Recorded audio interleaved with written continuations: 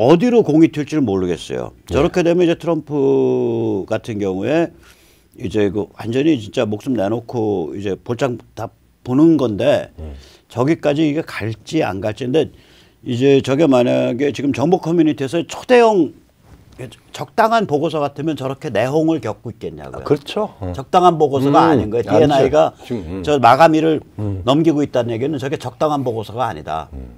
다시 말해서 DNI가 종합 보고서를 만들기 위한 재료가 되는 보고서를 내는 16개 정보기관 각각이 진통을 겪고 있지 않으면 저게 저렇게 늦춰지지 않는다. 그리고 거대한 내용을 담고 있겠죠. 그럴 가능성이 좀 있죠. 예. 그래서 이제 이게 마땅치가 않은데 만약에 아까 말씀드린 저 구조가 맞다면 제가 이제 드는 생각은 뭐냐면 저 희망과 오만한 추정이 맞다면 트럼프 정말 이거 도사다. 진짜 싸움꾼이다. 왜냐하면 손자병법에 그 얘기가 있거든요. 그렇죠. 병 즉 흉. 그러니까 군대라는 건 흉한 거다. 그러니까 공안이나 특단 조치라는 건 흉한 거다 이거예요. 그러면 공안이나 특단 조치를 하기 전에 모든 거를 다른 상황을 전부 성숙시키겠다.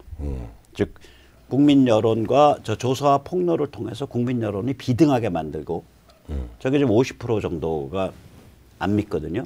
미국 여론조사하면 그렇죠. 50%가 부정선거다라고 생각을 해요. 그게 점점 더 구체화되고 그냥 막연하게 부정선거다가 아니라 사람들 이미지에 조지아에서 저 여행 가방으로 표 꺼내갖고 다 쫓아낸 다음에 막 돌렸어. 사람들 이미지에 야, 불법 이민자들이 막 투표한 거야. 사람들 이미지에 머릿속에 그 인식에 야 저기 돌아가신 분들 이름 다 긁어 모아가지고 누군가가 표 받아가지고 막 했어. 사람들 머릿속에 도미니언 서버 조작해가지고 저게 뭐 1시간 뭐 안에 뭐 20만 표가 올라갔는데 트럼프 표는 6천 표밖에 안 된대. 이게 이제 다 그러니까 메인스트림 미디어, 그러니까 빅 미디어가 전부 문을 닫아 걸고 있는 상태에서도 사람들이 점점 인식이 깊어져가는 거거든요. 그래서 이게 만만치가 않고 그 다음에 주요 행위자, 주의회, 연방상원, 하원 의원, 그 다음에 주법원, 연방법원 이게 또 움직일 수밖에 없게 만들어 놓고 그 클라이막스까지 쫙 몰아놓은 다음에 DNI 보고서를 통해서 공안칼을 뽑는 거. 그렇죠. 그 과정 가는 거 아니냐. 그러니까 굉장히 사실은 그 손자가 이야기하는 병적 흉이니까 그 병이 필요해요. 예, 그 병을 마지막 순간까지 다 성숙시켜서 쓴다. 그거 가는 거 아니냐 이런 느낌이 좀 그러니까 들어요. 굉장히 높은 수준에. 그 다음에 이제 중간에 그 지금 아마 그 트럼프와 그 측근들의 고민 중에 하나가 뭐 트럼프의 고민이겠죠. 이 상황에서 저거를 끝까지 가서 모든 구도를 다 드러내고 터뜨려서 설사 이기든 이기지 못하든 다 드러내고 정치 세력을 새로이 하나 더 공고히 만들 것인가 아니면은 완전히 해서 목숨을 내놓고 승리까지를 생각을 하고 끝까지 갈 것인가 이런 데 대한 내부적인 고민이 쉽게 얘기하면 특단 조치 할 거냐 말 거냐지. 그 이야기지. 예, 특단 조치 할 거냐 말 거냐. 그러니까 1월 6일 그 의회에서 표를 확정짓기 전에 특단 조치를 할 거냐. 그렇죠. 아니면 모든 걸 다 그냥 다 폭로한 상태에서 의회가 판단하도록 내버려둘 거냐. 근데 의회가 정신머리가 없는 자들이라 의회가 이게 내버려두면은 트럼프가 못 이깁니다. 그 상원 원내대표도 있고 뭐 조금 있으면 우리가 좀 더 이야기를 해야 되겠지만은 워낙 많이 침투되고 매수되고 타락돼 있어가지고. 예, 그러니까 이 그 선출인단 명단 올라온 거랑 거기에 대항하는 명단 올라온 거에서 뒤집은 경우가 1860년에 닉슨과 케네디가 붙었을 때 뒤집었는데 1960년. 1960년에. 근데 그때 민주당이 상원을 64명을 장악하고 있었어요. 그렇죠. 그걸 뒤집으려면 상원도 오케이를 해야 되고 하원도 오케이를 해야 돼요. 둘 다 오케이를 해야 뒤집어요. 근데 지금 하원은 바이든 민주당이 장악하고 있고 그렇죠. 상원에서 아마 이렇게 뒤집는 표결 딱 들어갔을 때 100명 중에 뒤집자라고 표결할 사람은 40명도 안 돼요. 공화당 50몇 명 중에 40명 그렇죠. 정도. 지금 뭐 그러니까 이거는 못 뒤집는다는 소리예요. 그렇지. 그러면 1월 6일 그냥 정상적으로 내버려 두면 개판 난다는 얘기야. 개판 난다는 얘기죠. 그러면 트럼프가 모든 거를 다 까놓은 상태에서 특단 조치만 안 취하고 1월 6일 날 의회에서 개판 나도록 방치하고 있을 거냐. 그렇죠. 그 얘기죠. 아니면 의회의 그 작업 자체에 브레이크를 딱 걸고 들어갈 거냐. 1월 5일까지. 왜냐하면 결과가 보이니까. 결과 보이니까. 그 상황이에요. 그렇죠. 예. 어떻게 보세요? 확률적으로. 저는 DNI가 가지고 있는 그 중국 부분이 에비던트하게 아주 명백히 연관되고 선거 결과를 받겠다라고 하는 아주 중요한 난 가지고 있다고 봐요. 그래서 터뜨릴 거라고. 그러니까 중국의 대선 개입이 확실하면 네, 예. 트럼프는 특단 조치 간다. 간다. 그러니까 이제 말하면 2018년가 좀 묘하죠. 2018년 트럼프가 유엔 연설에서 이제 말하자면은 트럼프 덕터린 비슷한 걸 만들었잖아요. 중국과의 그 전쟁. 무렵에 바로 그날이 그렇죠. 그 유엔 연설이 9월 25일인데 그러니까. 그거보다 며칠 전에 2주 앞선 2주 9월 앞선, 12일 날 내린 행정명령이에요. 그러니까 그래서 이제 저는 터뜨린다. 네네. 내피셜인지 몰라도 희망인지 모르겠지만 구도로 봐서 터뜨릴 가능성이 높다. 예예예. 내가 판단하는 트럼프의 그 패턴으로 봐서는. 이거 DNI 정보, DNI가 핵폭탄급 정보를 내놓으면 트럼프는 특단 조치 간다. 1월 5일 이전에. 행정명령 특단 조치 간다. 예, 1월 5일 이전에. 일단 행정명령에 바탕한 특단 조치죠. 네. 외국이 미국의 선거 시스템을 공격을 했고 중국이 그것에 여적죄, 반란죄로 내란죄로 여적 반란죄로 그것에 대응해서 국내 세력이 움직였다. 그런데 이 상황에 대해서 주의회든 주지사든 주법원이든 연방법원이든 연방의회든 제대로 대응을 못 해왔다. 예. 그러므로 이 상황은 2월을 그러니까 행정명령을 동원해서 빠른 시간 안에 밝히고 1월 20일 대통령 취임에 신임 대통령 취임에 대해서는 여차여차하게 하겠다. 그렇죠. 뭐 그런 문제, 그런 그렇죠. 특단 조치. 그 1월 20일 어떻게 그건 헌법에 박혀 있어 갖고. 그렇죠. 그거 뭐 해야 되고. 그러니까. 1월 21일 이런 내란 상태이기 때문에 외환 내란 상태에서 1월 20일을 연장할 수 있냐 이거 가지고 이제 대법원 이제 유권 해석을 받겠지. 예를 들면. 그러니까 이제 로버츠가 했던 그리고 아니 이제 그 전에 이제 로버츠는 이거 가지고 체포하겠지. 잘은 몰라도. 대법원장이 저 가장 유력한 대통령 후보에 대해서 저 그냥 얘기도 아니고 GME C8 당선 못하게 내가 만들 거다 이렇게 되니까 이게 일종의 범죄 공모잖아요. 아니 그냥 반란이에요. 반란이죠. 반란. 네, 반란 공모를 한 거죠. 공모가 아니라 반란 의지를 밝힌 거죠. 근데 이제 그 민주당이 전화 내용이 어떤지 모르겠지만 민주당은 아니고요. 동료 판사예요. 동료 판사. 판사한테 그 이야기를 했는 거는 판사의 의견이 여러 가지 있을 거고 그에 대한 답이든 아니면은 설득이든 아니면은 그냥 자기 불쑥 튀어나온 자기 심층의 의지든 어쨌든 간에 의지가 나왔던 거예요. 그게 반란이죠. 반란이죠. 네. 반란 미수라고 최소한 반란이거나 반란 미수거나.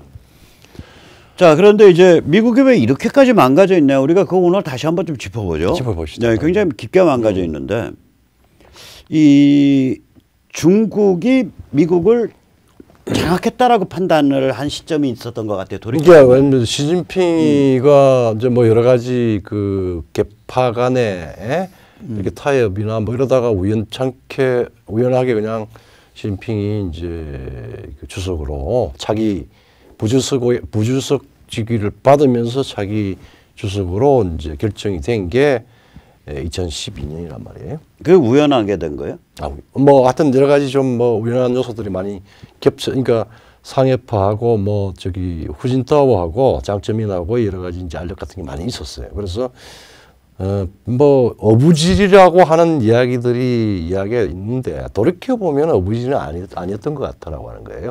중국이 이미 그때 2010년도 후진타오가 말하자면은 미국과 협조 관계를 하면서 세계 시장에서 아주 활발하게 이제 활동을 할 때 이미 미국 세계 경제에서 중국의 그 위치를 높여가면서 고도 성장을 거의 12%씩 했습니다. 그렇게 할 때 중국은 미국을 침투 매수했다, 장악했다, 이런 결론이 2010년도까지 올라갑니다. 저는 중국이 이제 다른 그 공산국가와 달리 인민해방군을 모태로 해서 공산당이 강화된 그런 그렇죠. 정치 예. 시스템이거든요. 예, 근데 예. 이제 인민해방군 사이드는 정착자들이 거의 안 다뤄. 안 다르죠. 공개도 안 돼 있으니까 다루고 싶어도 다룰 게 없는 거예요. 그냥 저기 그럴 것이다라고 추정만 하죠. 인민해방군은 그냥 뭐 되게 뭐 중국 전문가들도 그 인민해방군 자체가 그냥 중국 공산당의 그 충실한 조력자 뭐 이런 식으로만 생각을 하는데 실제 중국은 인민해방군이 오너입니다. 그럴 오너죠. 정도로 네. 네. 뭐냐면 모든 단순히 군사 기능만 군 조직이 아니라 경제 조직과 거의 그 관할 구역에 대한 영토와 경제를 거의 그 주인 노릇을 하는 주요 기업들, 주요 핵심 기업들이 다 인민해방군 소유인데. 인민해방군. 그리고 이제 군구마다 굉장한 뭐라자면은 관할군이 그 군벌 체제처럼. 군벌 체제처럼 돼 있어요. 예, 그래서 우리가 예를 들면 그 문혁 때도 예. 모택동에 처음에 문혁 불질렀을 때 인민해방군이 뒤에서 불질러줬거든요. 그렇죠. 그러다가 문혁이 진행하다가 어느 순간에 모택동 생전에 예. 어느 순간에 그 컨트롤되는 시점이 있어요. 그렇죠. 예. 그때 잡아들인 것도 또 인민해방군이야. 그렇죠, 맞습니다. 그러니까 인민해방군은 항상 오너예요. 인표 사건이 근데 주얼레를 모택동이가 워낙 저기 주얼레가 관리 능력이 뛰어나고 하니까 주석으로 주었다가 주석을 이러다가 잘못하면 다 저기 뺏기겠다 싶어가지고 주얼레를 숙청을 할 때 인표를 썼단 말이에요. 예. 근데 인표가 이제 또 힘을 얻게 되니까 이게 이제 또 불안하니까 이제 이 인민해방군을 시켜서 인표를 압박을 했겠죠. 그래서 인표가 뭐 일종의 유사 쿠데타 같은 것들을 기도를 하다가 그게 들켜서 소련을 튀다가 격추돼서 죽었잖아요. 예. 그 한 가지만 보면 명확합니다. 이게 다른 공산국가에서는 당이 군을 제어하기 위해서 당에서 군의 촉수를 딱 주죠. 예.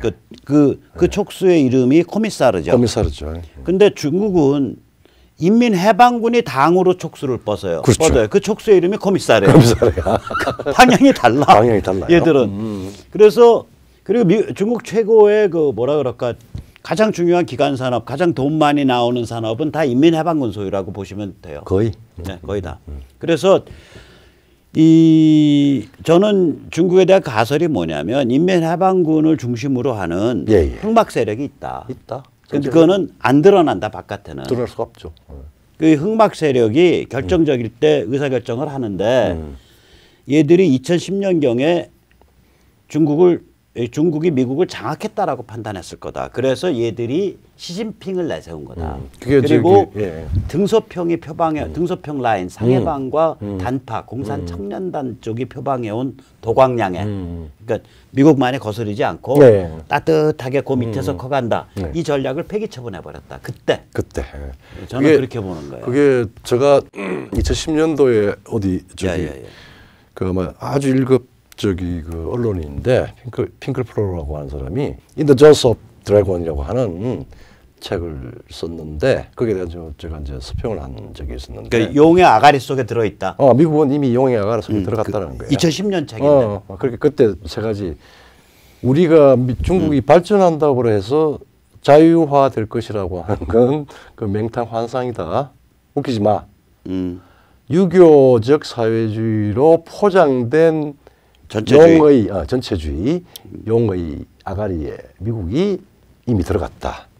그 들어간 이유 중에 우리가 지금 많이 이제 다 드러났지만은 미국의 워싱턴의 중요한 애리스토크래시하고 소위 금융 뭐 이런 네, 쪽으로 네. 해가지고 이미 촉수가 매수라고 하는 방식으로 다 들어왔고 그 다음에 이제 학교나 기관 네, 이런 쪽인 이 글로벌리제이션을 가지고 네, 뭐 유교적 사회주의 어떠냐 이런 네, 식으로 네. 해서 소위 뭐 각종 연구 뭐 이런 쪽으로 통해서 중국의 세계관과 미국의 그 자유애국 보수 이걸 섞어 놓는 여러 가지 이 기관, 제도, 행동, 행사 이런 것들로 해가지고 이미 멍텅해진 상태다. 이제 그런 걸로 이야기해서 결론은 그 유교 사회주의로 포장된 그 당시는 이제 전체주의를 이야기 안 하고 네. 소위 말하자면은 발전 권위주의 중국과 미국이 공존하고 수렴하고 융합될 수 있다라고 하는 환상 버려라. 이미 우리는 용어의 아가리에 들어가 있다. 장악됐다 이런 네. 얘기겠죠. 그 이제 보면은 저도 이제 요번 이제 요 몇 년 사이에 이렇게 살펴보면 네. 베네수엘라, 파나마 이런 데는 쿠바는 뭐 말할 것도 없고 베네수엘라, 파나마가 이게 완전히 장악돼 있거든요. 근데 그렇죠. 파나마가 이게 미국의 주요 자산인 전략 자산인 그 파나마 문화가 지나가잖아요. 네. 그러면 미국 뒷방을 차지한 거야. 뒷방을 차지했죠. 그럼 미국 뭐 하고 자빠졌던 거냐? 중국이 베네수엘라, 파나마를 장악하도록. 베네수엘라 저기 네. 특히 파나마 같은 거 할 때 미국 앞방에 있으면은 그 베네수엘라 그러니까 베네수엘라 저기 파나마 운하의 뒷방 미국 뒷방을 서기 위해서는 미국의 그 파나마 운하를 관장하는 사람들을 매수했겠죠. 그리고 그다음에 침투하죠. 예. 그 다음에 이제 예를 들면은 중동 같은데 보면 예, 특히 오바마 때 그게 명확해졌는데 이란을 키워가지고 이라크를 이란한테 갖다 바쳤잖아요. 갖다 바쳤죠. 네. 그렇죠. 예? 실컷 전쟁해가지고. 그 카타르는 이란에 줄 섰어요. 불안하니까. 그렇죠. 오만도 이란에 많이 오만. 기울어졌고 워낙 그래서 결국 아랍의 이란에 무릎을 꿇은 거죠. 이란은 아랍이 아니니까. 그러니까 중동의 패자가 된 거죠. 이란의 솔레이마니 그 참살당한 자가 움직일 수 있었던 데가 이라크, 그다음에 레바논, 그다음에 오만, 카타르, 예멘, 그다음에 지부티. 여기가 다 중국 애들이 파고 들어가는 데거든. 그렇죠. 그러니까 이란은 중국의 파트너잖아. 그다음에 파키스탄. 파키스탄 애들 만나서 얘기해 보면요. 일로 일대에 대해서 환장해. 환장이죠. 뭐. 이렇게 해서 이제 파키스탄 발전한다 이거예요. 자, 이 일이 벌어지도록 내버려 둔 거야. 남사군도에서 섬 가지고 장난하도록 내버려 둔 거예요. 일로 일대로 온갖 천지 사방 쑤시고 다니도록 내버려 둔 거야. 미국이. 예. 그러면 이거 뭐냐면 이렇게 뻔뻔한 도발을 중국이 하는 거를 미국이 2010년대 내내 2010년 오바마 시기 뜹니다. 내내 그냥 다 내버려도 이게 뭐가 진행된 거냐 이거지. 그러면서 이제 동아시아는 뭐 리밸런싱, 뭐 피벗 투 아시아 뭐 이러면서 이제 아시아에 관심을 두고 이제 북한 핵 문제를 가지고 계속 이제 이야기를 하면서 아시아 중시 정책을 하겠다. 북한 핵을 비핵화를 시키겠다. 그때는 뭐 이제 협상 같은 거 하고 그랬죠. 그러면서 했는데 그건 사실은 다 연막탄이었던. 연막탄인 거예요. 이미 마치 미중이 뭐 좀 대립하는 척 하려고 북한 시켜갖고 도발시킨 거예요, 중국이. 그리고 이제 그때는 사실은 북한 문제를 이제 포인트로 잡고 피벗 아시아로 들어가는 중요한 이야기를 하고 그다음에 이제 뭐 우리 저 MB 정부 뭐 하고 하면서 이제 그 한미 관계를 다시 이제 한미 공조를 더 강화를 시킨다 뭐 이런 이야기들 많이 했지만 그거 자체가 사실은 연막탄이었습니다. 중국하고 짬짬이 하면서 마치 짬짬이 안 돼 있는 척 북한 핵 미사일이라는 연막탄을 막 터뜨린 거예요. 그러니까 이제 지금 바이든 문제와 관련해서 그거 하는데 그때 오바마가 그랬을진데 지금 뭐 아들 헌트를 해가지고 거의 뭐 매수된 게 아니라 이거는 완전히 중국 자금에 쩔어 있는 후보가 범죄자죠. 근데 그게 집권을 했다. 뭐 침해에다가 참 그러면 중국이 그렇게 해서 예를 들어 중국이 그렇게 해서 침투해 들어오는 거는 미국에 넋없이 한 20여 년 동안 얘가 아들 부시 때부터 아버지 부시 때부터 한 건데 1989년부터 사반세기입니다. 당하게 된 이유가 뭐냐 이거지. 그러면은 일단 경제 이익에서 중국이랑 피를 섞고 살을 섞었어요. 예, 예. 그렇죠. 중국은 한번 투자하면은 못 빠져나와요. 그러면은 먼저 번에 투자해서 들어간 사람들은 원래 투자자라는 건요. 내가 투자해서 돈을 못 벌잖아. 그러면 대마불사를 만드는 게 최고야. 그 다음엔. 그렇죠. 예. 계속해서 계속 투자 불러들이는 거예요. 그렇죠. 그 대마불사가 되죠. 늪이네. 늪 스스로. 지금 월스트리트가 그렇게 갔거든. 그렇죠. 그 다음엔 이제 그러니까 다단계 사기 그게 일종의. 그렇죠. 그 다음에 두 번째는 뭐냐면은 약점 잡아서 코를 꿰는 거. 참 우리 무슨 스캔들 각종 스캔들이 너무 뇌물 스캔들, 뇌물, 성상납, 그다음에 뭐 여러 가지 이제 그 로비스트를 가장한 특혜 뭐 그다음에 연구비를 주고 기술 예. 빼내고 지금 트위터에는 무슨 사진이 떠 있냐면 예. 존 로버츠 대법원장이 예.